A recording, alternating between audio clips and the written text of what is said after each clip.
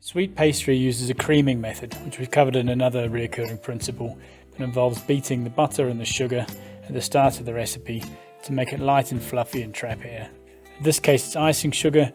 Usually it would be caster sugar, but it doesn't really matter. The point is the sugar and the butter gets beaten, and you can see the mixer is taking it right down and making it really nice and fluffy. At that point we add in the liquid. Usually it's an egg. Might be milk or something, but usually it's an egg. And as we've mentioned plenty of times in this course, the eggs go in gradually, so one at a time. In this case there is only one, but if there was more you would add one and then beat it in and then add the next. The most important thing about pastry is not overworking flour.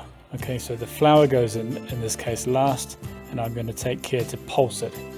I'm going to pulse it to mix the flour in just to the point where it's incorporated into the dough, and then I'm going to stop. I'll take it out and I'll give it a gentle knead to bring it together, but certainly nothing like kneading bread. And this is where people often go wrong with pastry.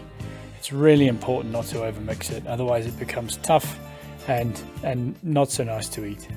Okay, so I'm just literally bringing it together, giving it a gentle knead, and then I'm going to flatten it into the shape that I want to use it in later, which is a circle for a pie tin. The next important step is it must go in the fridge and be chilled. The butter needs to set, the gluten needs to relax, so it's easy to work with and roll out when we're ready. Minimum half an hour.